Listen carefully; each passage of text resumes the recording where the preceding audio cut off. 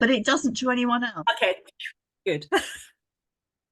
It's sent on email. Is it for Savi? I'll try and sort it out. I'll be sending it to you. Amrit, we are good to go. We are live on Facebook. All right. Hello, everybody. Greetings of the day to everybody who's watching us from different parts of the globe. I am Amrit Nagpal and I'm an education consultant. I welcome all of you to ECDF, that is Early Childhood Development Forum, and I would now like to welcome Dr. Vasavi to present a small talk on what ECDF is doing. Over to you, Dr. Vasavi. Thank you so much, Amrit, and thank you so much to all our speakers who've joined us today and they found time to contribute to the sphere of influence. And this is the season 3, and we are so glad to have really eminent people from the field who are sharing their experience and expertise. Yes, let me present a bit on ECDF and then we move forward with the session. Allow me to share the screen.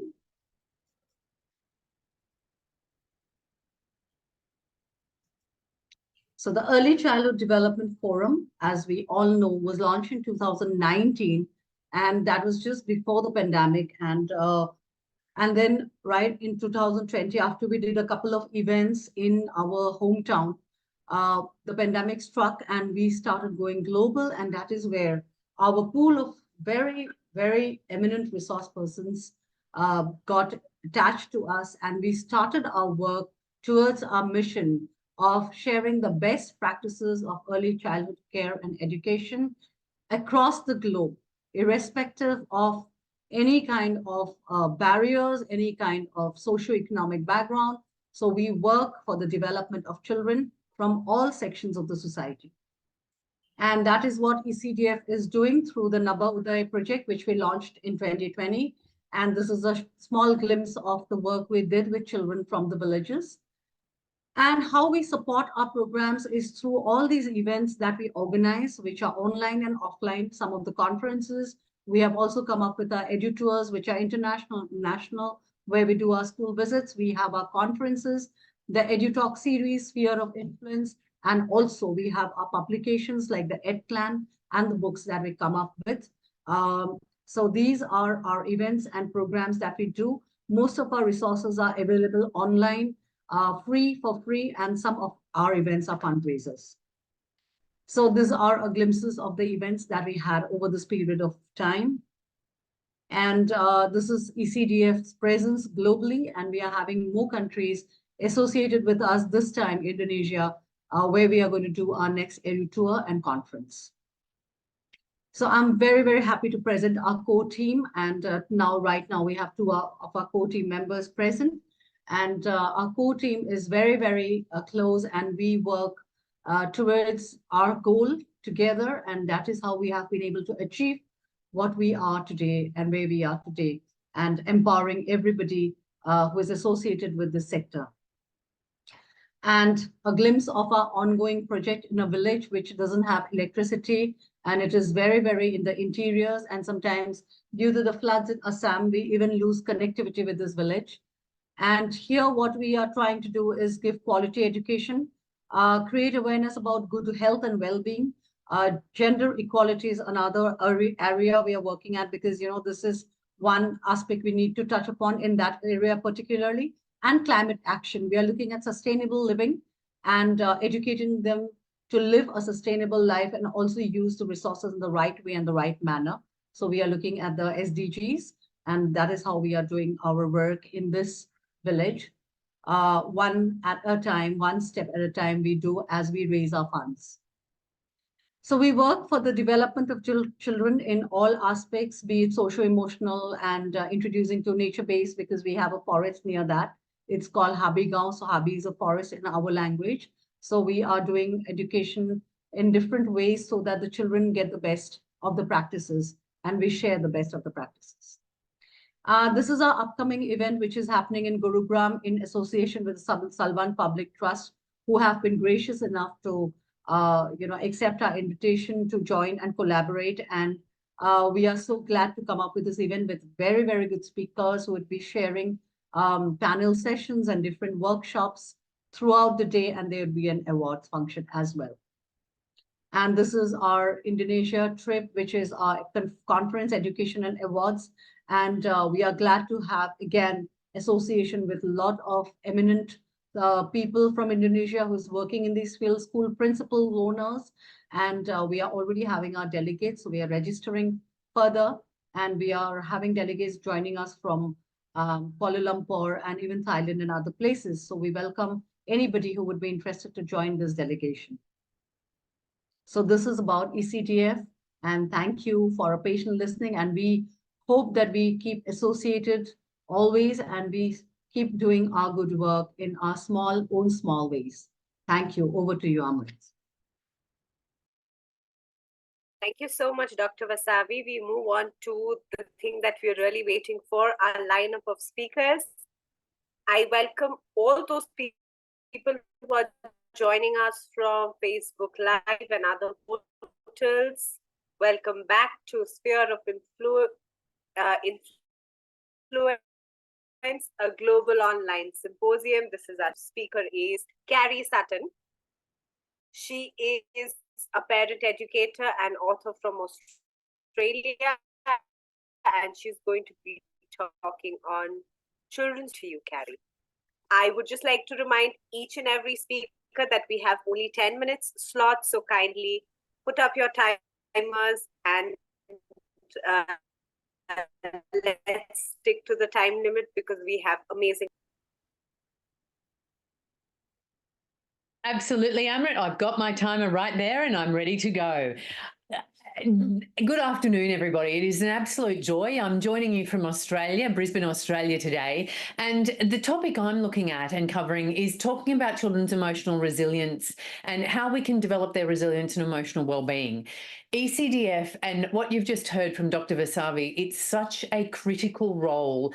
They play such a critical role in developing children's resilience and emotional well-being. And you would have heard from speakers this morning. I know I'm looking at them, Simona Sabatini from Kenya, Abigail Carr from Hong Kong. These are people, and I know my colleagues, my esteemed colleagues who are speaking this afternoon, all of the things we're bringing to the table support children's development of resilience. I know when Dr. Sue talks about transitions and things like that, these are the sorts of things that help children build resilience. And why I'm drawn to the work of ECDF is because where this foundation is built is in early childhood. My background, I'm an early childhood teacher. As you can see, possibly in the video, lots of grey hair, have been in the field for 30 years. But what I've seen in that time, I've been an early childhood teacher and parent educator in that time, and I've seen a decrease in children's emotional well-being. I've seen a decrease in children's resilience. And what I've found is that we are not actually laying the foundations that we need to lay in early childhood. Those are the critical years. That's when we teach children about their emotions. That's when we help them to co-regulate. And one of the things, I guess, if I wanted to leave you with three things tonight or this afternoon, it would be that these are skills that we need to teach our children. We can teach them about their emotions, how to express themselves in a healthy way. We can teach them how to regulate, and we need to teach them. We're not born with it. These are skills children learn, whether they learn it through watching adults. So we're modeling things for them, how we deal with conflict, how we deal with disappointment, how we talk about emotions, how we talk about ourselves, how we regulate ourselves. That's what our children will learn. Whether we are early childhood educators and working in that space, whether we are extended family of children, whether we are teachers, whether we are parents, we are significant adults in these children's lives. And what's happening is that they are watching us. So they're like sponges. They soak all of this in. And then what happens is, if you think about it, Dan Siegel's work on the whole brain child, where it's actually stored is back here. So this is our brain, this is our prefrontal cortex, where this is all stored. When they're taking it in and learn, it's actually stored in memory. And it's often in pre-verbal memory as well, because children learn this in the first 3 to 5 years, which is the early childhood foundation. This is what children are learning. And one of the things often people say, oh, I wish my child could regulate their emotions. That only happens if we're the calm in their storm first. Children, I believe, and it's one of my strong philosophical beliefs, all behavior is a form of communication. If children are having a hard time, or if things are going wrong and you're seeing behavior that's being expressed, their emotional well-being, or how we develop their emotional well-being, is often how we say, how do we teach them to be calm? We teach them to be calm by co-regulating, getting down on their level, helping them understand and making them feel validated. I see you. You don't have to say it. You use words that are appropriate for the age of the child, but you say, I understand that's really hard. I can see that you're having a really hard time. And then you get down and whether it's breathing, but we have to remain calm. As they say, be the calm in their storm, because what it will do is help calm them. So that's the first thing I would suggest, is make sure that you're the calm in their storm. The second one is to talk about emotions. Often we don't do this as much as we could. If anybody's seen the movie Inside Out, I don't know if you have, it's a Disney movie. They talk about 5 emotions, but there's actually so many more. It could be disappointed. It could be feeling jealous, or feeling, it's not just jealousy, angry, sad, happy, disappointed. There's a whole range of emotions. We need to talk to them about that and help them name that. Sit with them, because often what I see, I've been a guidance counsellor and worked with schools and parents for, as I've said, over 30 years now. And what happens, a lot of our kids, particularly growing up, what I'm seeing in tweens and teens, they actually can't sit with the discomfort of emotion, of being disappointed. So we need to model that and say, you know, there are things that don't work out for me. I know when Mitchell was growing up, I was going for a job, and I said to him, I said, look, I'm going to put my best foot forward. I'm going to try and do everything I can. I prepared for my interview.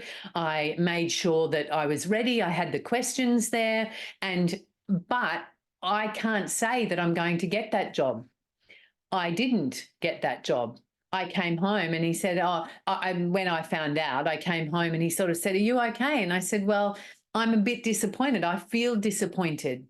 And I put my best foot forward, but that wasn't good enough. And sometimes that happens in life.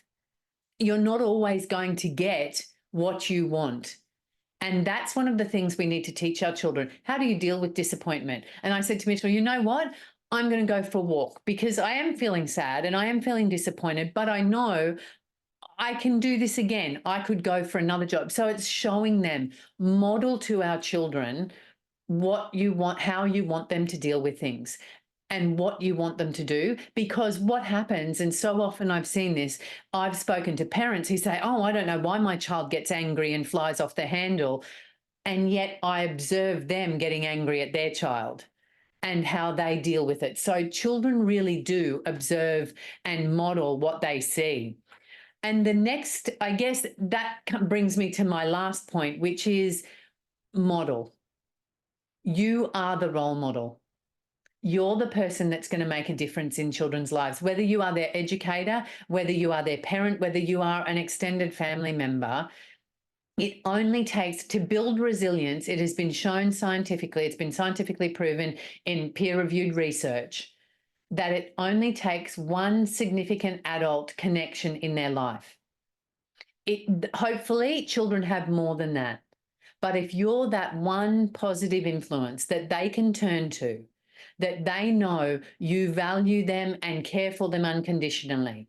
You may not like the behavior all the time, but you can separate that and say, I don't particularly like that, but I care for you. I love you. you can turn to me and you keep those lines of communication open, because ultimately what we want to do with our children is develop their resilience and develop their ability to sit with discomfort, to bounce back when things don't go their way. And how they do that is by knowing, you know what, somebody's got my back. I've got an adult I can turn to. When it becomes really difficult, I know I can go to, whether it be, and it might be, and I can see Sue online, it could be Auntie Sue, or it could be my grandma, or it could be a friend of the family. That's the one, when you look at resilience and emotional well-being in children, the one constant, yes, absolutely, help them co-regulate, teach them about their emotions, teach them these skills, but be that person. Because when you are that person, when you are that reliable adult in their life that they know they can turn to, that's the thing that's been proven ultimately to make the difference. And I know I'm preaching to the choir this afternoon, but we have a significant mental health crisis in our children. Why I'm so passionate about teaching this in the early childhood years is because what we are seeing now is like a tsunami wave breaking. We cannot take any extra time and delay teaching our children these skills or being those significant adults in our children's lives, because ultimately we don't want to deal with the consequences. We want to build strong fences at the top of the cliff by teaching them these skills, by being that consistent adult that helps them not fall over into mental ill health and emotional distress. Dr. Pasavi, I know I'm drawing to a close, but I wanted to thank you for so much for the opportunity, because I really respect the work you and the ECDF team do, and it's just such an honour to be here this afternoon. So thank you. Thank you, Karen. Thank you, Carrie. That was wonderful. And I think what you've just reiterated to what all speakers have been talking since morning. I really like the way that you spoke about co-regulation. It was a reiteration since a lot of speakers spoke about the importance of co-regulation. I really like that you threw highlights on the prefrontal cortex and the key roles that it holds in early years development. And I completely stand by you when you said, watch Inside Out. That is an amazing movie. If you really want to see how children express emotions, so if you are an educator and you have not watched that movie, even if you're a parent, it's a must-watch movie for you, especially with your child. And now that in India, we'll be coming closer to the holidays, the summer break, and I think that's a good time to spend with your children by watching this movie. So moving on, we move on to our next lineup of speaker. We have Miss Gina, and Miss Gina is the director of Little Magic Train from UK. She's going to be talking on using creativity, imagination, and play to engage and enhance learning opportunities. Over to you, Gina. Hello, can you hear me? I'm unmuted? Yes, fabulous. Hello, Yes, thank you very much. Thank you. Thank you very much for having me on this amazing event. Very proud to be here. And obviously, I absolutely loved everything that you were saying just now. I'm going to be going completely differently. I'm going to be going into the side of imagination, which is also fabulous for co-regulation as well, when you link it with storytelling, fairy tales, folk tales. I did a whole thing about that because you are seeing those disappearing. I have to ask you, are you a Disney or a Grimm? I'm a Grimm. Sue, Grimm or a Disney? So I grew up on Grimm tales. Probably explains a lot. But what I'm going to do is I'm just going to do a share my screen, and hopefully you'll be able to see some slides, because I'm going to ask you if you are ready to harness the power of creativity and imagination to enhance your little one's learning, because it is so important. So I'm going to try and share. Hopefully this will work, and wish me luck. Share. Is that sharing? Can we all see that? Fabulous. So my question, are you ready to harness the power of creativity, imagination, and play? This is something that I truly believe in, and especially, I'm trying to go back, it's a video, because I've been looking at the research that they've done into the artistic and the scientific brain. Artists and scientists, their brains are oh, it's going too fast. I do apologize. Let me just go back and try and pause it, holding it. Everything around us now has come out of someone's imagination. We wouldn't have computers, we wouldn't have TVs. So to me, this is why it's so important to encourage and develop and nurture creativity and imagination in your children. As you were saying just now, emotional development and resilience is learned. Imagination and creativity is also learned. And it is something that we really need to encourage. So many times I see parents saying, no, no, no, they're not going to do the arts, they're going to do the sciences or medicine. But you wouldn't have science, you wouldn't have medicine without creativity and imagination. And it's something that's so important. And here, Scientific American magazine said, artists and scientists tend to approach problems with a similar open-mindedness and inquisitiveness. Let's get your children to be curious. That's the big thing. As they've said here, they both do not fear the unknown, risky play, preferring leaps to incremental steps. Absolutely. I was that risky play child. I disappeared on the beach and the woods and the forest for hours on end. How I'm still alive, I do not know. Yeah, we won't go there, but I'm going to just move on to my next slide, see if it'll let me get there. Right. Artistic versus scientific brain again. Albert Einstein, the true sign of intelligence is not knowledge, but imagination. We've also got Andreas Schleicher. We've got Bill Gates. I mean, amazing brains in the world. And without their creativity and imagination, I wouldn't be sitting here with my iMac and my iPhone and things like that. So I just want to go back to the artists. If you look at Da Vinci, self-supporting bridges he created, that is imagination. So when they're using their Lego, when they're doing any block play, they could be creating a new type of bridge. You've got the canal lock, something I see a lot where I am in Oxford. You've got the tanks. And then my favorite one, he created the double hull. He drew this. If the Titanic had done that, it wouldn't have sunk. This is how, and this, if you think about, this was Leonardo da Vinci. He was way ahead of his time. And also the helicopter, Da Vinci. So everything comes out of imagination and creativity. So Da Vinci, I just go, wow, when I go and look at his work. I'm just going to see if I can move along to my next slide. So that shows how important it is to nurture imagination and curiosity. And that's what I am all about. And I just want to recap. This is some food for thought for you. This is, I'm going to think about International Women's Day. Ada Lovelace, the computer, Lord Byron's daughter. Who would have thought? Frederick McKinley Jones, Frederick McKinley Jones, refrigeration. George Washington Carver, crop rotation. Nikola Tesla, we know that. Isaac Newton. One of my personal favorites, I don't know if many know this, Hedy Lamarr. She is the mother of Wi-Fi. She created hopping so that they were using that during the Second World War. She was able to help with all of that. Amazing, well, not so amazing, a wonderful, beautiful actress, but she is the mother of Wi-Fi. Then you've got I don't know how to say this, Tu for malaria, Elon Musk. I mean, all of this is imagination. It all came of their being curious, what would happen if? And then I am a Trekkie. I admit it.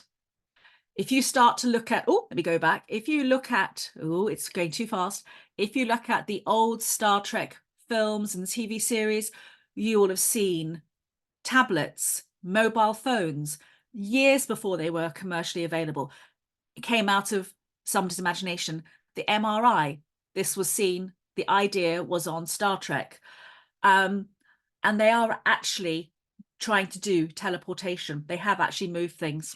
And this has all come out of Star Trek. So imagination, I'm just going to move along a little bit further. So you need to harness the power of creativity. And I know, because I'm doing lots of work in India.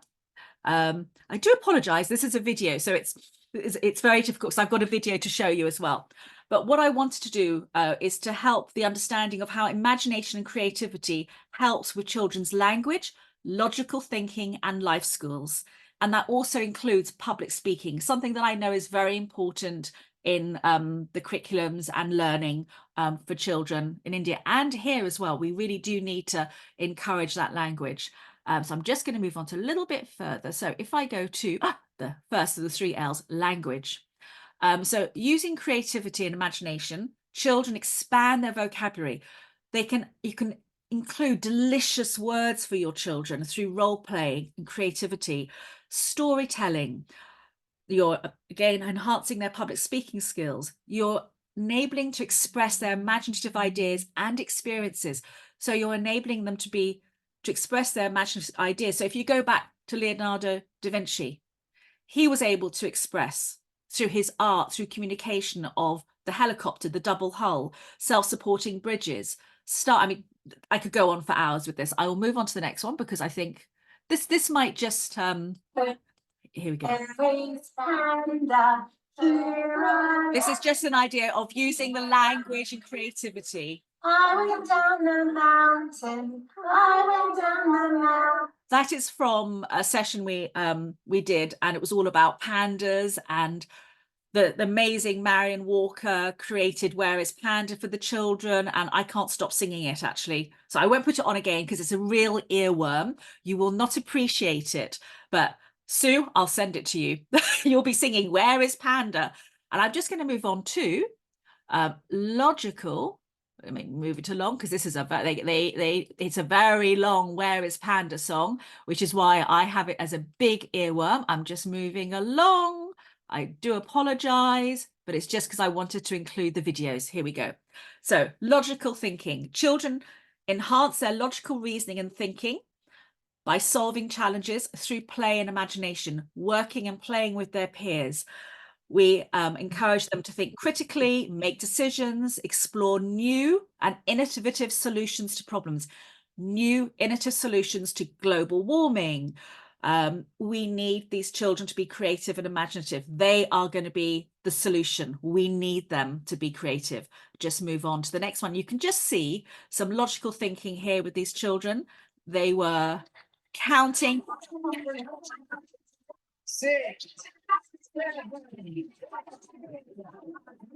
These children, we went to the North Pole and they were trying to find ways of warming up. They didn't have their fleeces or anything like that. They had to make sure that they weren't being attacked by polar bears, so they had to warm their muscles up. And we used imagination and creativity for them to find a way of doing it. And this worked with the logical thinking, with their mathematics.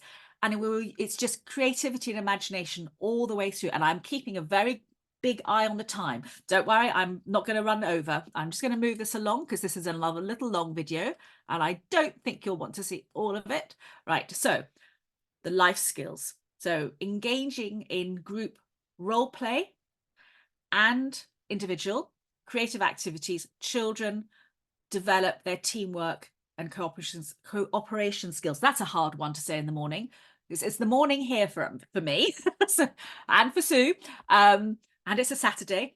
So they learn to work effectively with others. They become leaders. They take turns. So this is going to help them become the leaders of the future.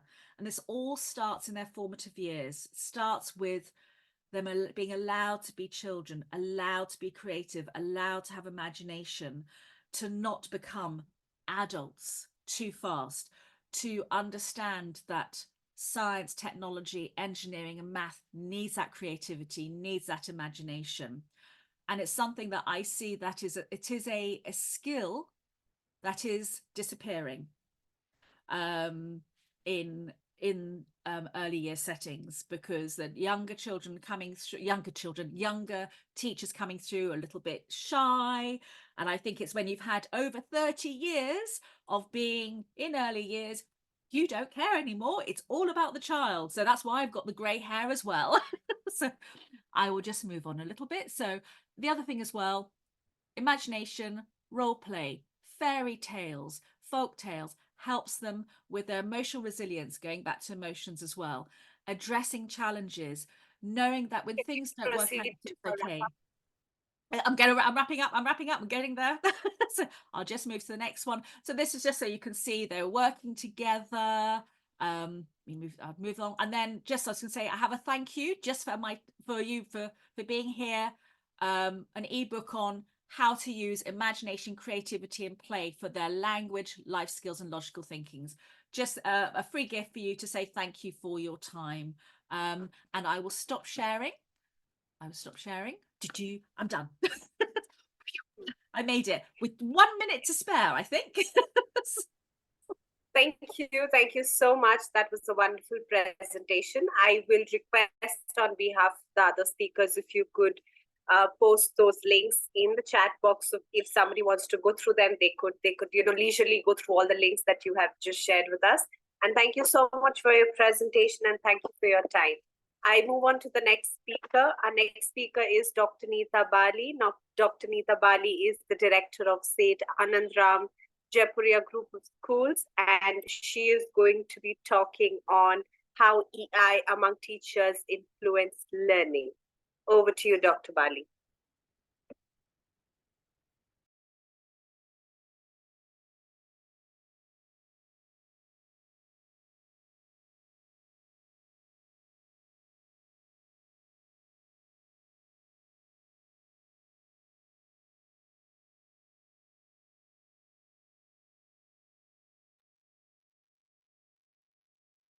Dr. Bali, I request you to unmute yourself. Thank you. Yes, I've done that. Thank you so much for having me on this event. I was just listening to the other speakers, very powerful inputs from everyone. And thank you so much for sharing. I, of course, will be talking about the influence of emotional intelligence on learners.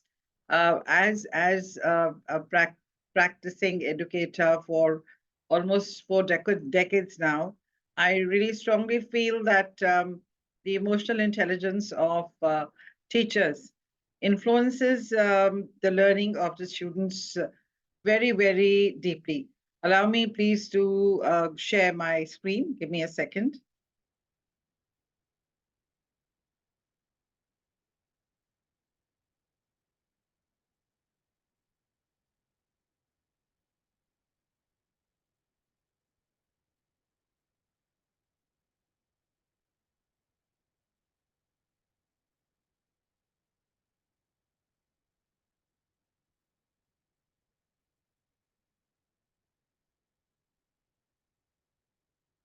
I do hope my screen is visible. Is it? Yes, it's visible. If you could just make it full screen. Yeah, give me a second. Sure.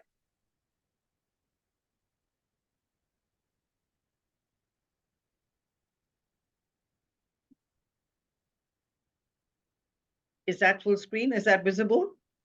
Yes, it is. It is visible. Thank you. Thank you so much. Thank you. Let me take you through a quick presentation, but I think more than the presentation, probably how deeply I feel about how the emotional intelligence amongst teachers influences learning, I think is what I want to drive home. In fact, I love this quote, I touch the future, I teach.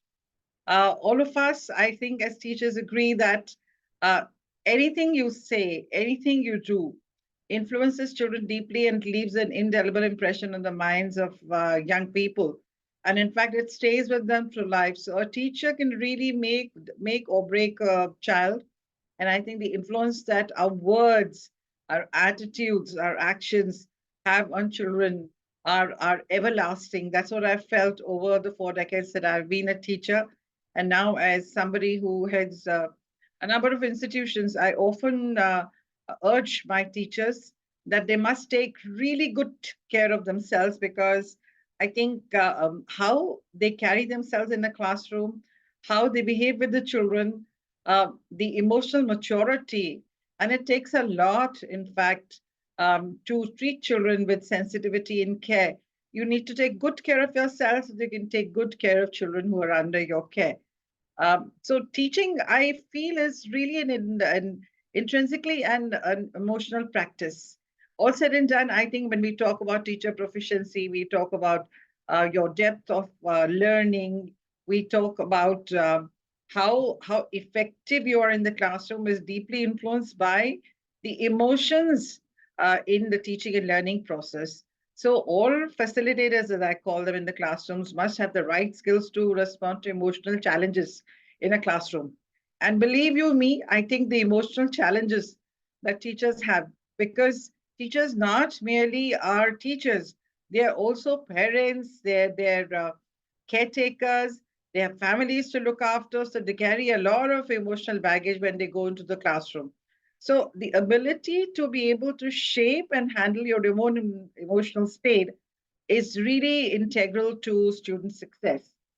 So a teacher's emotional stability is really like a beacon, because I think when you're in a classroom, you need to put everything else behind you to ensure there's a very, very healthy pedagogical relationship between you and the taught. So it becomes very imperative to integrate emotional skills in our teachers' training curriculum. Unfortunately, I think not enough emphasis is given to that. I really feel that that should ideally be a very, very important component of all teacher training, but it doesn't really happen. Nevertheless, I think we need to take very good care of ourselves and ensure that there is emotional stability so that you can take care of the children, because your emotions are going to percolate to children and influence what kind of human beings they emerge in. So we have to redefine skills, particularly so I think after COVID-19 pandemic, it's caused huge emotional changes in children in their learning, their huge learning gaps that requires a lot of skills from teachers to face the difficulties in this particularly this new context, and to ensure that the success of teaching learning process is driven by emotional stability in their classrooms.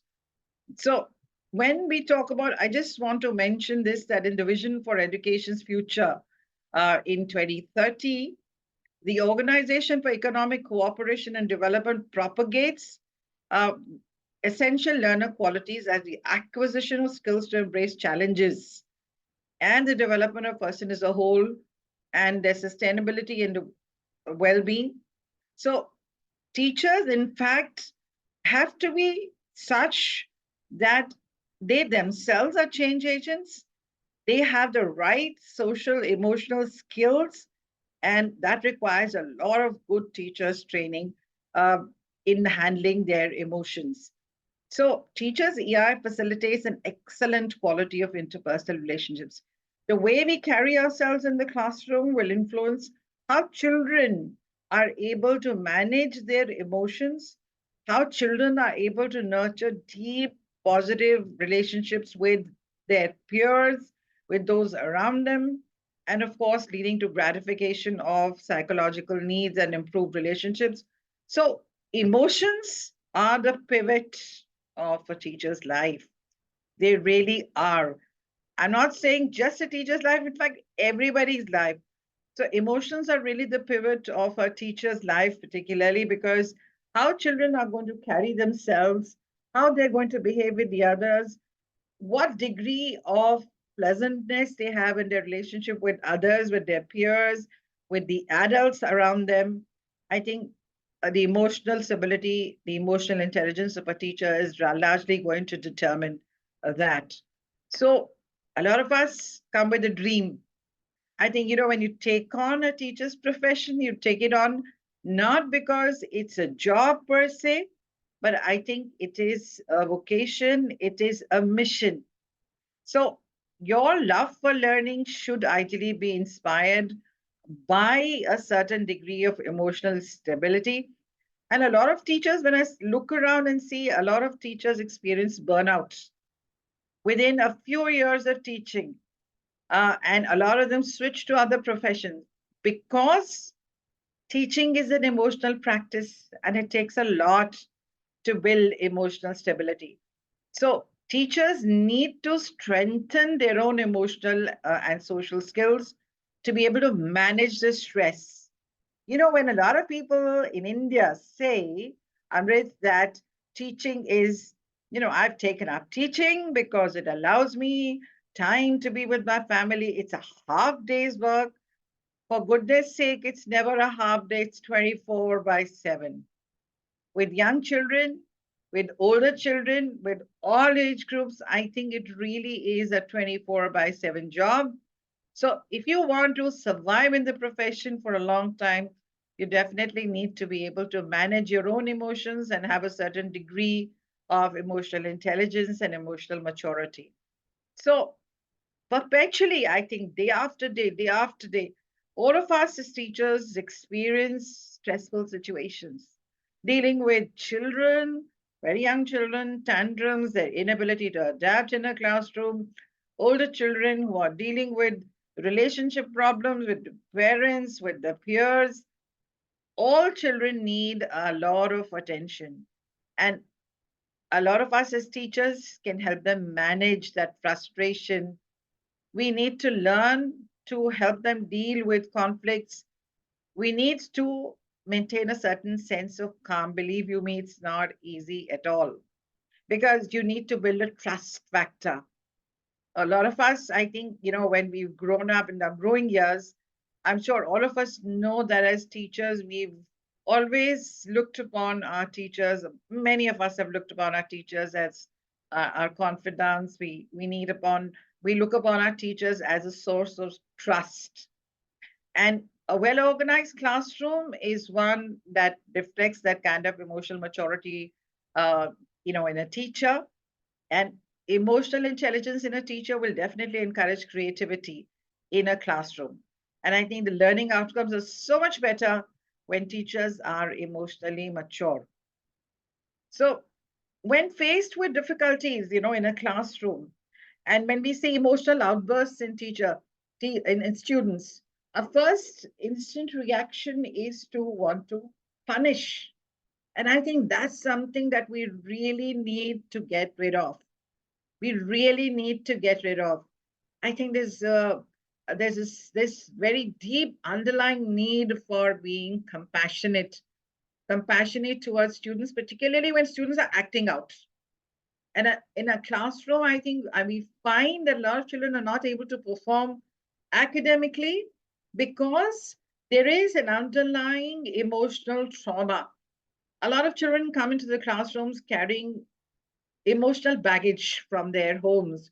It could be a home which is dysfunctional, where parents don't seem to get along. So children need a lot of compassion, children need a lot of kindness, and that's what teachers need to work at. And they can only do that when they themselves are sorted and there is this strong connect, a very strong, amiable relationship between teachers and students, which is a key to reducing behavioral problems in a classroom. And it leads to a lot of emotional exhaustion. But I think as educators, we need to learn how to cope with that emotional exhaustion. Um, so educators with a social and emotional intelligence, I think, are able to create safe spaces for children. Classrooms really have to be a safe space for children where children are able to learn the art of respectful communication, where children are able to share without any inhibition, where children are able to turn to teachers and they genuinely develop a love of learning and love for the teacher. Love for teacher leads inevitably to love for learning, and it definitely is linked with accomplishment, achievement, academic achievement.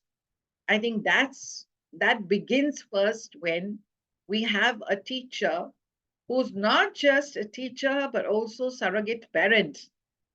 I have seen teachers who have in fact gone out of their way to make sure that children feel safe in their classrooms, children feel valued, children feel treasured, and there is a positive feedback loop where children feel that they feel probably that they are valued.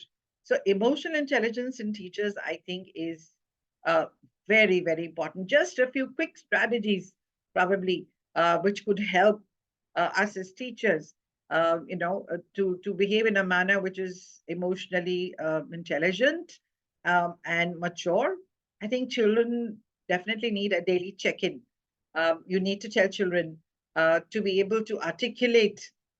They should feel free to articulate how they're feeling on a given day.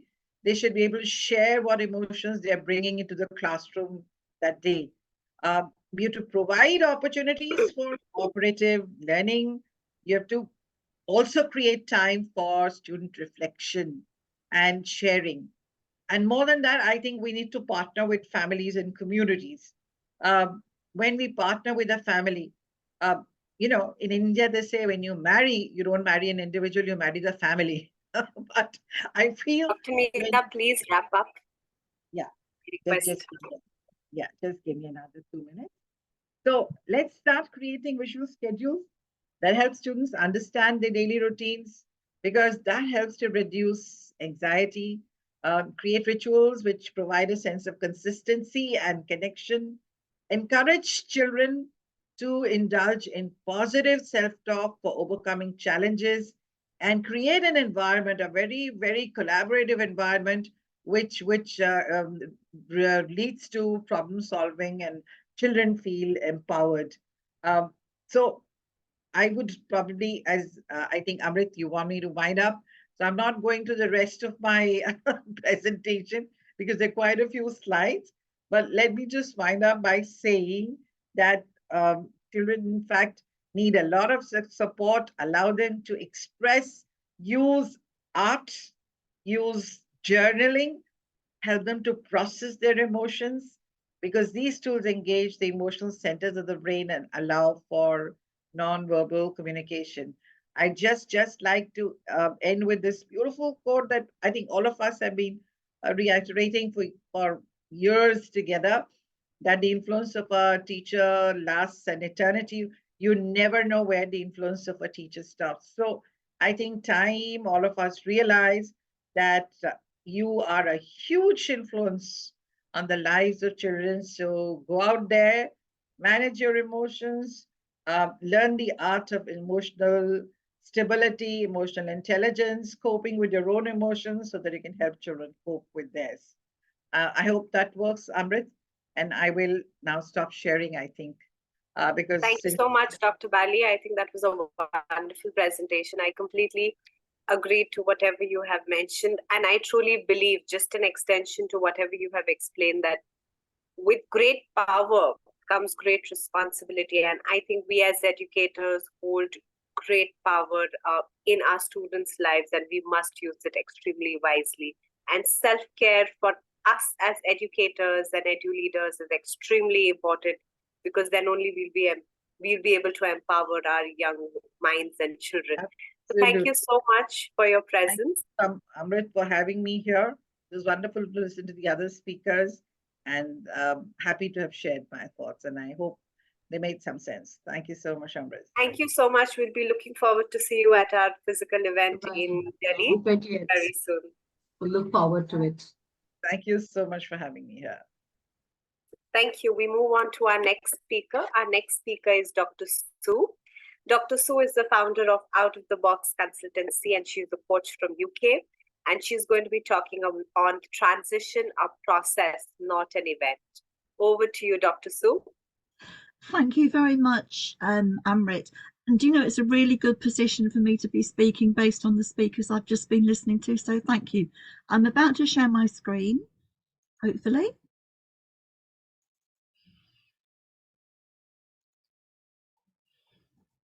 For some reason, it won't share, which is always good.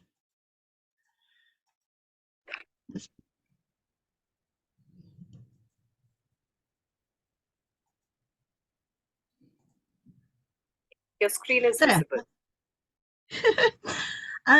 Thank you, and welcome to morning in England and wherever you are in the rest of the world, whatever your time frame is. It is perfect to be following Kari, Gina and Nita from the things they've just been saying, so thank you. So my 10 minutes is on transitions. Why am I here, basically? I'm called out of the box because I like to turn thinking upside down and inside out to look at it differently. And I've just had a perfect lead in from the previous speakers. Because children are not a distraction from the most important work. And I think that we, no matter where we are on the planet, are often in danger of feeling that we have to tick boxes, write reports, be accountable. And we don't actually always remember that we're here for the children. And actually the paperwork can wait. So I always start my presentations and end it with this slide because I think it's an important reminder, which of course is probably the driving force between ECDF as well. So however old we are, change is hard to manage. Even if you like, doing this piece of work internationally, that's a big change for some of us. Somebody this morning mentioned public speaking. I think it was Gina. Doing public speaking is a massive change that we as adults make a choice to take on. But we have the strategies and the skills and the life experience, if you like, to learn how to deal with it. I remember the first time I did it, I had a pile of notes in my hand. Well, of course, anyone who's done this for years will know that you can't have a pile of notes because they all get mixed up and they all end up on the floor and you have to cope. But we don't want this for our youngest children, this having to cope. We want children who are enabled and not overwhelmed. Because, of course, when we receive children into our settings from birth to 7, they haven't had the wealth of experience of life that we have had, that we can draw on to build our strategies. So the aim of this brief session is to reflect on how we can make transitions as smooth and meaningful as possible. So while I'm talking for the next 10 minutes, jot down how you're feeling. We're off. I'm not sure quite of all the timescales in the world. I know Gina is certainly in England. I'm not sure where Nita is. And I know Kari's just gone, but she was in Australia. So we've all got different feelings. We're all in different time frames. I know what time it is in Delhi, but maybe we're hungry, maybe we're tired, maybe we've had a hard week. There's all sorts of feelings, some of which may be positive, some of which might be negative. This is important because how we are feeling, and I very much appreciate what Nita was just saying about emotions are the pivot of a teacher's life. And I know that earlier on today, you have my friend and colleague, Dr. Kathy Murray, speaking, and she talks about the emotional backpack. And I think, Nita, you referenced it too. Because we're grown-ups, we can park our feelings in our emotional backpack and leave them at the door because we get that our feelings resonate through our bodies and reflect on the children and families we work with. So we really have to be clear what we are feeling before we embark on things. Because transition is an event, it's not a process. Certainly in England, and quite possibly the rest of the world, we talk about transition as something that happens to children. Oh, you're this age, therefore you move to this room. Oh, you're this age, therefore you move into school. But just because you turn a certain chronological number of years, it doesn't mean you magically become something else. Because any transition automatically involves change. And change is complicated. Moving house, for example, is a massive change. And that doesn't just happen, bing, like that. I wish it did, but it doesn't.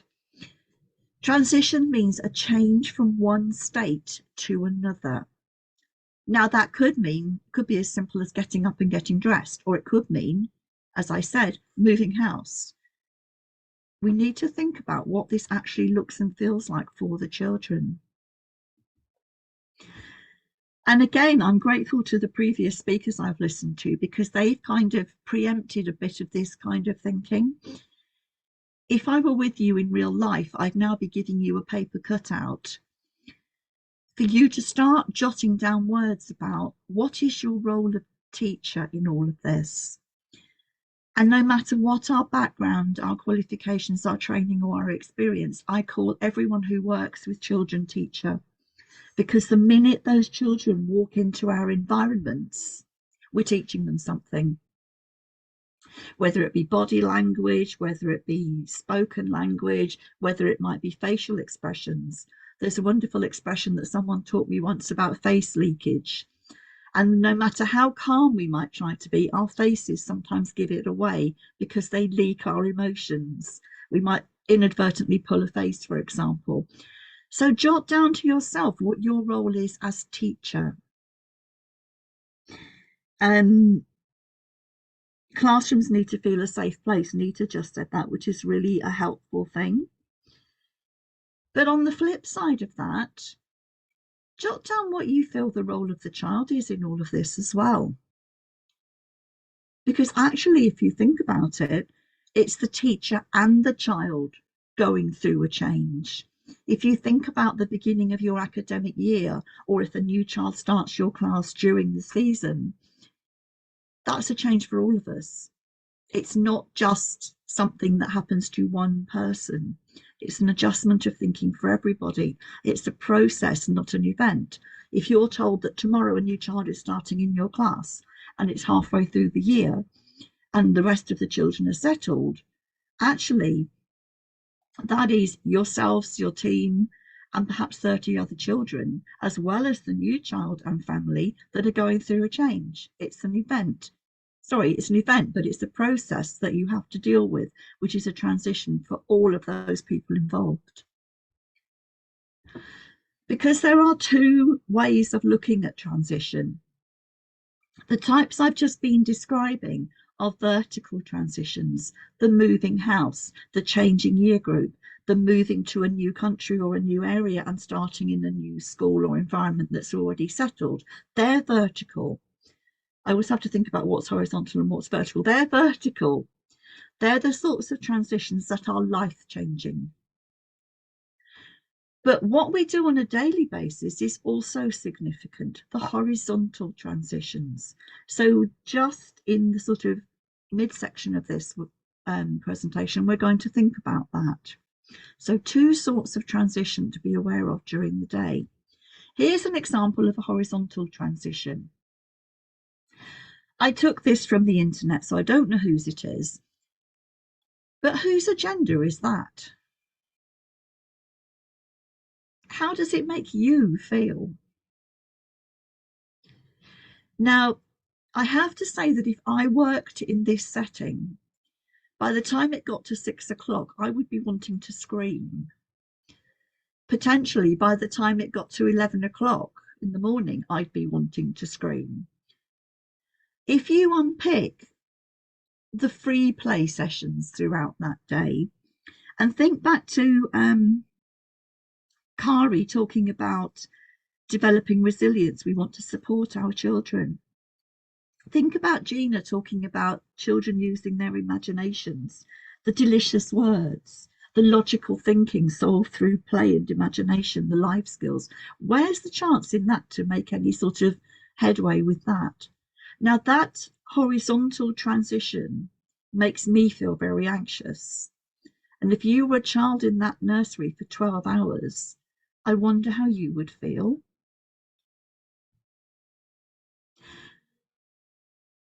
Again, this whose agenda with vertical transitions. Why am I here? With the best will in the world, we might have the best nursery or school or practice and provision in the entire world. But the child themselves did not choose to come to you. It was a responsible adult who chose that nursery for them, with obviously the best intentions. My granddaughter is going to nursery in September, and by pure fluke, I promise I didn't engineer this. It's a nursery I know because I've worked there and doing some parent stuff, and I am delighted because it's lovely. But we don't know whether little Ava's going to love it until she actually starts there, do we? So whose agenda is it? Have you ever asked yourself this? Why am I here? Because a child might very well think it. Sometimes we land up in a party, don't we, or in a social situation we really don't want to be in. What we're effectively doing is dumping those children in an alien environment. They would probably enjoy their sort of transition-y type meetings where mum stays or dad stays or whatever, and they have their settling in visits and they love it because there's things to play with. But then all of a sudden it's every day. It's for 6 or 8 or 10 hours a day. That's a whole big transition they've got to get through. They've got to learn skills. They've got to think about it. They've got to be supported by those emotionally stable adults. Emotions are the pivot of teachers' life, to quote Nita again. What we cannot expect is that they turn twist into a super person who immediately changes character and becomes a child who goes to nursery. It is down to us as the adults to notice that child, to Kari said it earlier, someone has my back, to be that key person, to understand where that child has come from and what that child brings with them, so that when the child comes to nursery, they don't have to change ping into something else. They can be the person that they are. And to do it, we need to have an enabling environment. That's English jargon, but it's pertinent here, which is an emotionally enabling environment and a physically enabling environment. I've nearly finished, Amrit. Very powerful quote that I'm ending towards the end, from Loris Malaguzzi, and some of you may have seen me use this before, but it is significant here. We cannot have a preconceived image of a child just because it's true it does this. We have to work with the child that we play with, that we work with, that we see in front of us every day. And there's another quote for you to read from an English document that we have. Children need to see representation of someone who looks like them, has a family structure like them. They need to absorb and develop ideas that are possible for themselves. Because they aren't little people, they're not pre-little anythings, they're actually ready children with agency, thoughts and processes of their own. And we do it like this, to enable and not overwhelm. And I'm finishing, and I'm not going to go through these with you, but I hope you'll get a copy of the presentation with some questions to take away and reflect on. Because children are not a distraction from the more important work, they are the most important work. And a very, very pertinent, significant quote to end with. How well the child passes through the gate has implications for lifelong learning. Thank you. Thank you, Dr. Sue. That was an amazing presentation and an amazing food for thought. Thank you so much. You're always welcome at Sphere of Influence and other ECDF events. Thank you so much. Have a pleasant day ahead. We move on to our next speaker. Our next speaker is Drishti Chugh. She is a parenting coach, and she's going to be talking on parenting styles and their impact on child development. Over to you, Drishti. Hi, everybody. Thank you for having me.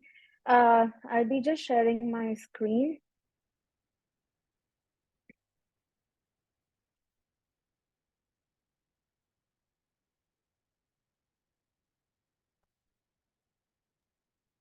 Drishti, I request you to kindly make it a full screen. Yeah. So in this 10 minutes today, we are just going to talk about different parenting styles and what are the effects on the child's development. So firstly, let's just talk what is parenting style.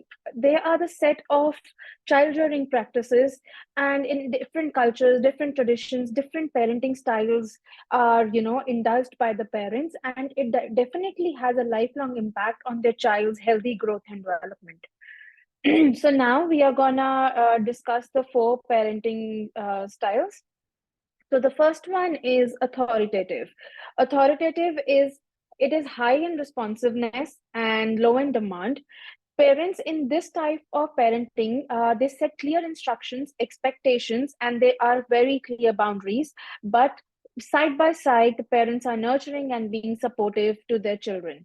Parents set firm limits, but also explain actions, teach values, norms, and goals. So this is the most appropriate and balanced form of parenting, which is highly recommended.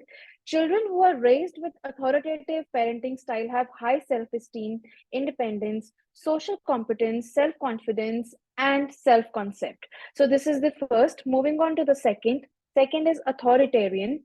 It is high in demand and low in responsiveness. This means that parents just are demanding from children, and there is no emotional response towards their little ones. So they just means obedience and discipline, often using punishment as means of control. Even if the little things are not done, parents are just offering punishment, and no praise or appreciation is awarded to the children. Parents don't give the reasons of the actions. They just say, because I said so, or I'm the parent, I'm the mother, I'm the father. Children raised by authoritarian parents have low self-esteem. They struggle with independence. They find decision making very hard, and they're often anxious in little situations, even selecting their own toys, what they want to play with. They cannot make the decision because the parents are enforcing their ideas on them. And even children, as they are growing up in their teenage or their adult, when they are reaching this phase, they face mental health issues such as depression, alcoholism, drug use, and suicide attempts. The third one is permissive.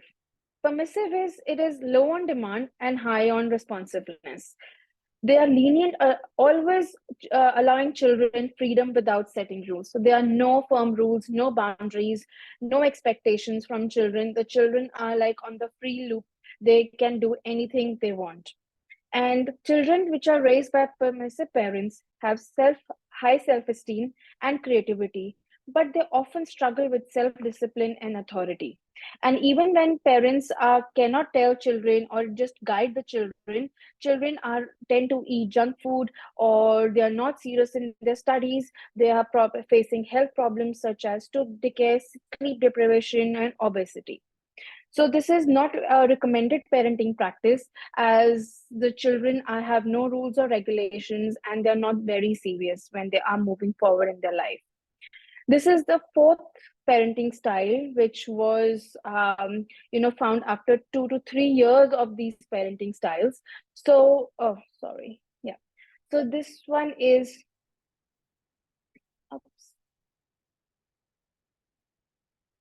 so this one is low on demand and responsiveness. They provide little emotional support, guidance, and supervision. Parents are hardly involved in the little one's life. There is no support, there is no guidance. The children are not being supervised with what kind of friends they are with what kind of food they are eating, what kind of content they are watching on television. And parents are just busy with their phones, with their work, with their social life, and just neglecting children. And the children who experience a range of negative outcomes, such as low self-esteem, behavioral problems. Many parents, they complain that my child has temper tantrums, or they are very stubborn, they do not listen to me. And once they're growing older, they complain that they can't make it very difficult in the academic and social setting. So these are the 4 parenting styles we have discussed. And now we are going to move forward to what are the impacts in child development. First one, there are 7 we are going to discuss today. So the first one is emotional. Emotional development is the early bond with parents shapes their ability to form relationships with their extended family, relationships in school, with their peers, with their teachers. Children, for them, we are the biggest role models. They observe us, they notice us, and they see how we are with each other. The second is cognitive development, providing stimulating environment with books, toys, and activities. Cognitive development is also very important in the child's growth. And when parents are involved and they are reading books together, spending quality time with each other, parents are going down to the child's level, having an eye contact, this helps with the cognitive and emotional development. Third is social development, where it is like children are mimicking social interactions of parents with their friends. if we notice a group of little children, they're often talking and discussing things how their parents do it. So it is very important that we take our children to the appropriate social gatherings, and they are not left behind at home, so that they also know how to be in the social gathering. The other one is moral and behavior development. Parents give them the sense of shaping the right or wrong. What is right, what is wrong for them. The parents are going to help. If parents are not involved, children, this development factor will be really affected. The other one is cultural. Parents pass down cultural and traditional norms. Every culture, every religion has different cultural practices which can be only passed down from parents. And if parents are not showing the little children, they will never know, what their culture is, and they will not be involved. Sixth is physical development, eating habits and attitude towards physical activity. It comes down from parents. What a parent is, if a parent is only eating junk food, enjoying burgers and pizzas and Coke every day, so we cannot say no to our children. To show to our children that what is healthy and what is unhealthy, we have to practice the same things. And if we, for example, if we are using phone a lot, the children will also do that, and we are nobody to say stop to our children. The last one is mental health. Mental health by showing that how to act in a particular situation. If a parent is only screaming or hitting their little ones in the times of distress, or if the parent has made a mistake, the child has made a mistake, the child will also be doing the same, and there will be no emotional regulation.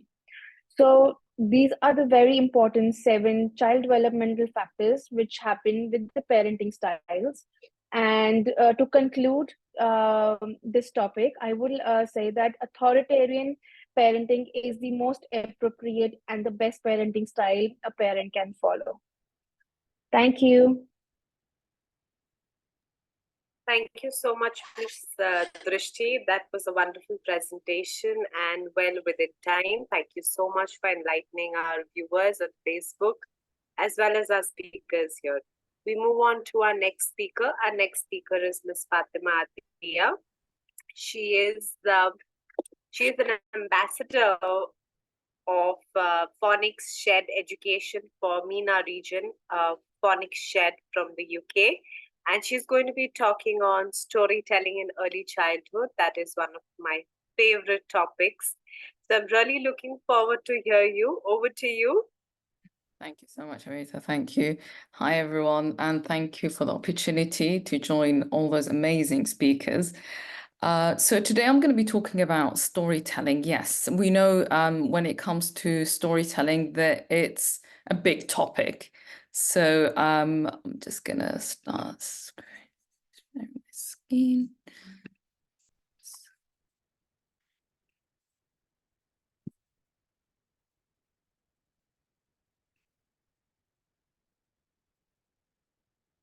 It's not allowing me. There we go. Okay. So, okay.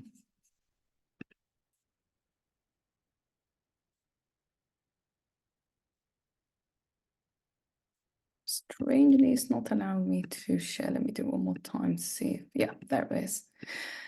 Okay, so first I'm going to start with talking about the significance of storytelling in early childhood development. First of all, enhances... Could you just make it a full screen for our viewers? Yeah, sure. Okay, so talking about significance of storytelling in early childhood development, the first thing that I would like to say is first, when it comes to enhancing cognitive development for children, storytelling stimulates children's imagination, critical thinking, and memory recall, and aiding in cognitive growth. One of the other things that I can see, for example, is that language development, utilizing stories I use mostly with puppets, which is one of the ways that you can say the strategies when you are teaching or when you are sort of introducing a story to a child. Puppets are amazing. It provides a multi-sensory experience, also improves language acquisition and also vocabulary expansion and communication skills. Also, when it comes to phonics acquisition, that's very important. What we see in most schemes, like who we're talking about the UK that validate and approved schemes, is that we incorporate stories in teaching phonics. And that helps children when it comes to monolinguals, bilinguals, multilingual children. How does that help them? Because we align for example, the sound to a story, making a correspondent story for example, if we're teaching the ch sound, we have a story all reinforcing the ch sound. And then also it helps children connect with sounds and with letters, enhancing reading and spelling. Another thing that I always feel it's very important is culture appreciation. Dual language books are excellent to celebrate stories, children's home language, promoting cultural diversity, inclusivity, and respect for different linguistics backgrounds, which in most settings nowadays, yes, you can see that much more cultural appreciation. Also, creativity and imagination. Stories spark creativity, allowing children to explore new ideas, perspectives, and solutions, fostering, again, imagination, thinking, and problem-solving skills. We can go on and on about the importance of stories. And then most important thing, as I mentioned before, is cultural awareness. Through stories, children learn about various cultures, traditions, valuing other traditions as well, and values, fostering empathy and tolerance as well. So this is an excellent way. We're talking about all these sort of just a couple of points. Of course, there's much more about stories. What are the significance of stories? Why do we have storytelling as a crucial element when we are teaching any language, not just English? Also, one of the things that I have done is basically I talk about enhance. When we talk about storytelling, stimulates children's imagination, critical thinking and memory recall, and aiding cognitive growth. We're linking it to Vygotsky's social cultural theory. He highlights the influence of social interactions and cultural experiences on children's cognitive development. And what do we mean by that? For example, you can see here, children are having a fun time, engaging in role plays, doing a story map, which is an excellent way as well. And then taking them outside to do to do role play, like there's Little Red Riding Hood. And also, and we look at here, the importance of fostering imagination through storytelling. Children encounter new ideas, concepts, and perspectives, enhancing imaginative thinking and critical analysis. You will see sometimes in role plays, children make up their own scenarios as well. So it's not like, for example, looking at a script, okay, I'm going to follow this. This is what happened, Little Riding Hood story. Some people even make it up, children. You can hear the conversation. And sometimes you can hear them even in their own home language as well. And this is why valuing home language is crucial. You do not hinder children's home language. Mother tongue is crucial. It's a tool for learning, which I know in most sort of, let's say, settings, is actually not allowed. Children's home language is hindered. It shouldn't be, because going back to the UNRC's article talks about the importance of valuing children's home language, their culture, their identity. And that's why it's very important when it comes to role play, when they're doing, and you can see in those settings, most of them are actually in my English additional language setting. My children, who some of them come from different backgrounds, but usually I always put children, group them according to their home language. If there's French children, I put them all together. If it's, for example, children from Albania, put all the children Albanian together. Although I don't understand their home language, but it just creates that social context that children will learn through storytelling, even in their own home language, which we will talk in my other slides. Now, language development also happens utilizing stories with puppets, enhances language acquisition as well, vocabulary expansion and communication skills. For example, in our Phonics Shed scheme, we do have the Joey, which is our puppet, and you can see he introduces all the stories. He's the main character, introducing all the stories in in phonics, for example.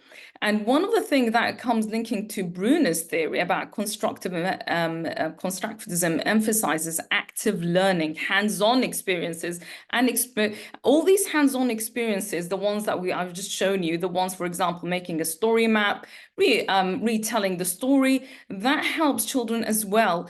It helps them to have that sort of hands-on experience, and it also develops their cognitive skills as well.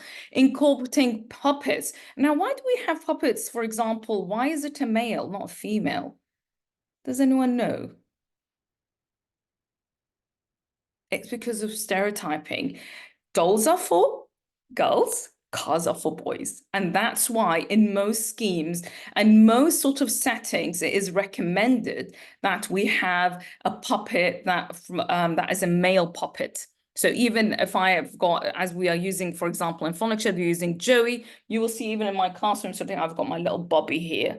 So it's got to be why? Because of stereotyping in some cultures that dolls are only for girls. So that's why bringing the male gender sort of puppet, it will help boys even sort of play around and sort of use those puppets when they're learning. Also, puppets and storytelling promotes interactive language exploration, vocabulary expansion, and communication skills. So again, excellent for when it comes to linguistic development for children. Now going through puppets also, for one of the things that I love to do, here you see Gingerbread Man's story, using puppets again. Puppets bring stories, telling life. When you're first starting out, retelling favorite fairy tales, it might help you to come up with puppet show ideas quickly as well. Memory abilities are improved when you are using puppets in storytelling, and then are improved by learning how to repeat the rhyming elements of the story. For example, the Gingerbread Man story, there is a lots of sort of rhyming. So I'm the gingerbread man, you can't catch me. That's repeated so many times in a story. And also puppets can be used as characters in your story and allow your youngster to participate in the action. And that's what we want. We want children to participate. The shy one, the one that has had a bad day at home. So it's a way sort of to let them come out, you know, express and be more Ms. vocal. Fatima, you have 1 more minute. Yeah, absolutely. And then going on to phonics accentuation, as I said, linking back to Piaget's theory of cognitive development, teaching phonics with stories engages children in relating sounds to letters and connecting spoken and written language. And this again aligns with, we talked about Piaget's cognitive development involving assimilating and accommodating new information. So it's what I mean, again, for example, if you have a sound, you have a story corresponding to that sound that you're teaching in phonics. Now, again, Gardner's theory talks about creativity and imagination. It's excellent. It widens children's creativity and imagination. It's excellent. Going back to the theory of multiple intelligence, recognizes diverse cognitive abilities, including linguistic and narrative intelligence. Storytelling is excellent for problem solving. We're talking about enhancing problem solving, encountering different situations, and envisioning creative solutions as well. Now, going, as I said, Article 29 talks about the child as well. That is very important to allow children, young education should help them, their mind, body, and talents to be the best that they can. Again, that's from article from UNCRC. Going to language development, cultural appreciation. This is a story that I love. It's Hand the Surprise. This is one of my favorite stories because it's translated in many languages. Again, coming from Commons, theory talks about using dual language stories to celebrate children's home language and promote cultural diversity. And then concluding, I'm going to go quickly forward to a lovely quote that I love by Whitehead, talking about emphasizing the process of reading out aloud to children. The voice of the reader meditates and revitalizes the written text for the child listener. Always read out aloud to children. All the subtlety and variety of similar voices is brought to task of recreating the meaning and intentions of authors behind the text. So most importantly, through vocal tone, pitch, rhythm, and facial expressions and body language, stories, poems, songs come to life more than the use of head projectors, because we know we all use now with technology, everyone just gets lazy and let's put the head projector story on. No, it's very important that the adult reads to children. Reading out loud is crucial.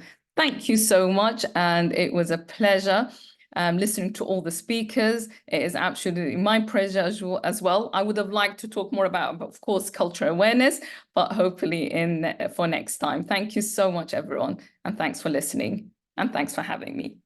Fatima, that was a wonderful session. A lot of takeaways.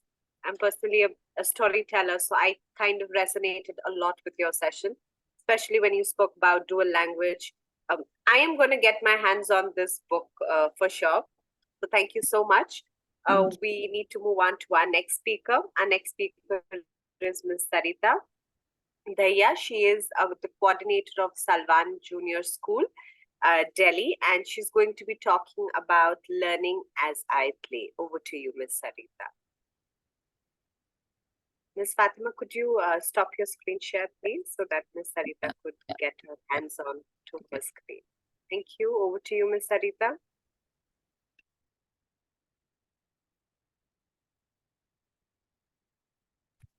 Ms. Sarita, I would like to reiterate that you have 10 minutes to talk.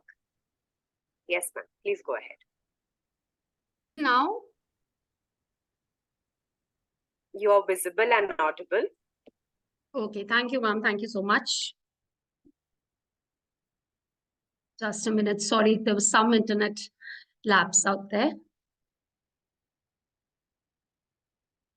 I'll just share my screen.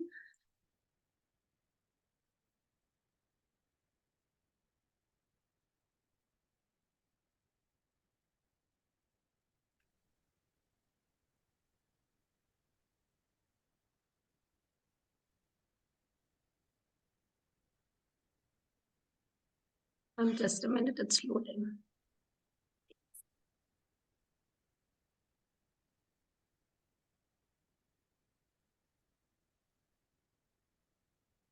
By the time Ms. Sarita's screen is loading, I would like to remind our viewers that we are going to be having our symposium and workshop on holistic development and well-being for young children on 20th April in Salwan Public School, Gurgaon. So if you are interested to register for the same, kindly log into ECDF social media portals and kindly register yourself. We'll be looking forward to seeing many more eminent speakers there. Yes, Ms. Sarita, your PPT is visible. Please proceed. Thank you, ma'am. Pranam to all the participants today. I thought of sharing some of my thoughts on the topic, what happens when the child actually plays. I would request all of you to just take 5 to 10 seconds to close your eyes and travel into your own childhood. Try and recall the time when you were a child and you used to play with your friends. I request all the participants who can write in the chat box to just say a few words that came to your mind when you thought about those times. When I was a child, the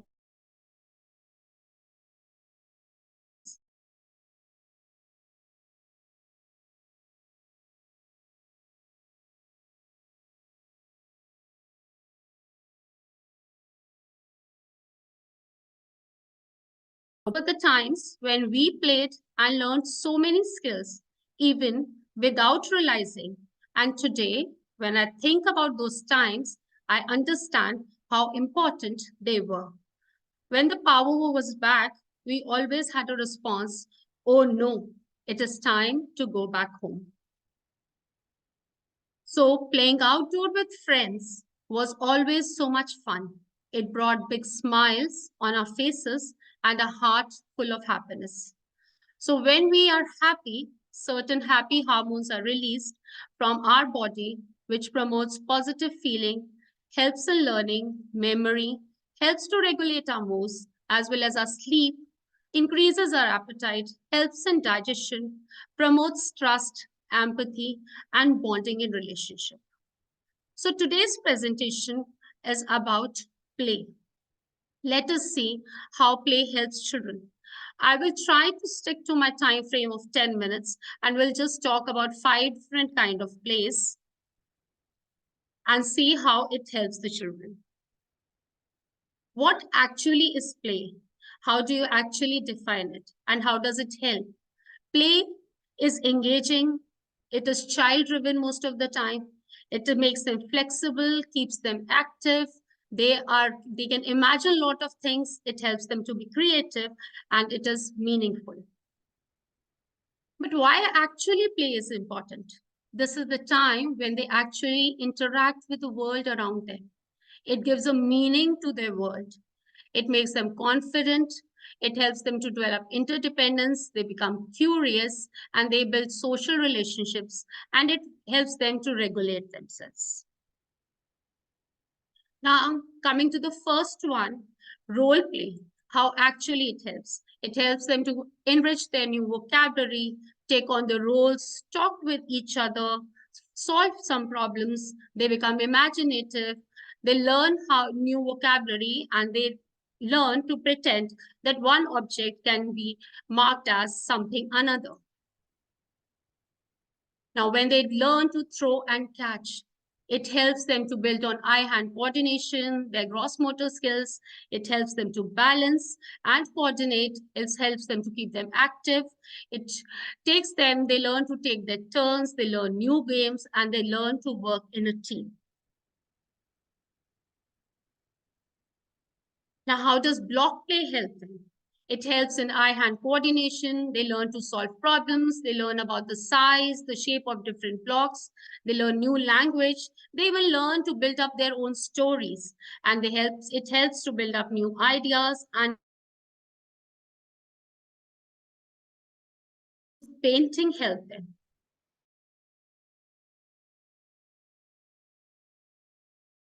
It helps them develop their fine motor skills, eye-hand coordination, and it makes them emotionally strong and they are able to represent their new ideas. When they help each other during the play, they express their feelings, they share their feelings with each other, they understand about their friends, they share their positive relationships with others, and they listen to others and even share their own ideas to play. I will stick to my time frame and I will just quickly run through the headers of the other slides, what different other plays that the children do and get involved. Like when they play with musical instruments, what all do they develop? When they are involved in water play, what all different skills they develop? When they play with dough, what are the different skills that are developed at that time? When they're involved with playing with sand, the different skills they develop.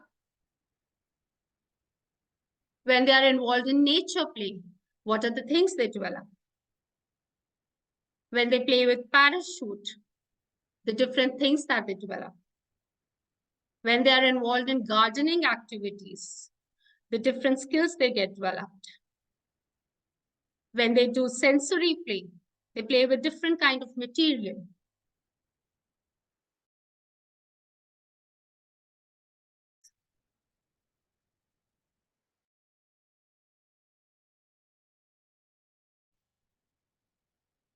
When they learn to dress up themselves and become interdependent. When they play with manipulatives. When they play outdoor. When they learn to take risks.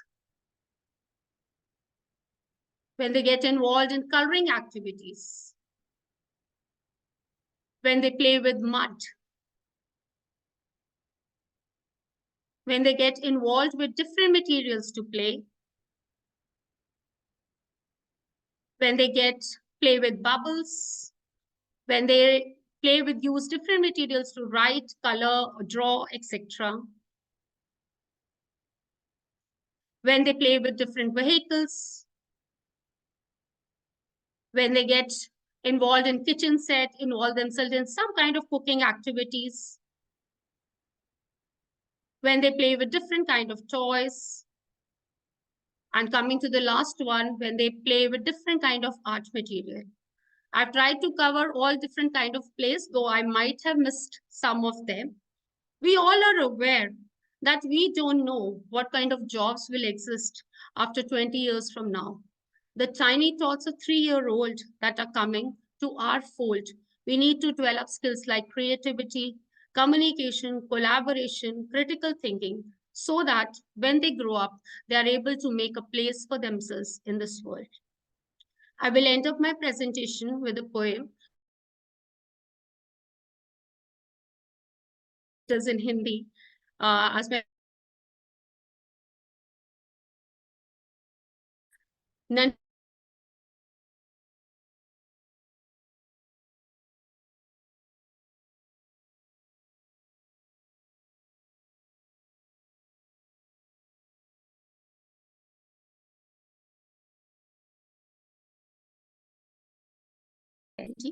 थोड़ी धूल साथ खेलकर सीखे बच्चे कितने सारे गुण और कौशल बंद कमरे में फोन देखते लैपटॉप पर हो रहे निर्भर ना ताजी हवा ना बाग बगीचे सीमित इनका दायरा हो गया ना संगी साथी ना भाग दौड़ कोई बस ऑनलाइन इनका सहारा हो गया मनोरंजन के नाम पर कुछ यंत्र बन गए हैं इनकी तकनीकी साथी पर खेल के मैदान में खेलने की इनको तकनीक नहीं आती इनके भविष्य की चिंता कीजिए आप ही इनके सच्चे शुभचिंतक सही राह पर अग्रसर कीजिए बनकर इनके मार्गदर्शक खेल से होता शरीर मन और मस्तिष्क का विकास प्रतिदिन खेलना बना लीजिए इनके जीवन का अंदाज दिनचर्या में खेल हो जाए अगर इनके शामिल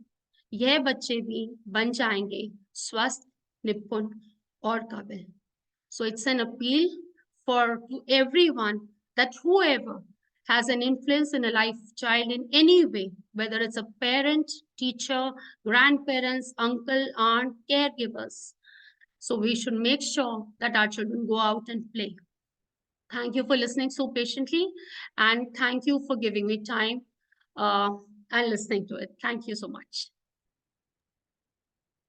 Thank you so much, Ms. Sarita. I think your kavita really resonated with most of our viewers, and very, very well penned down the kavita talking about holistic play and why it is important for adults and caregivers to really understand play. Very beautifully put up.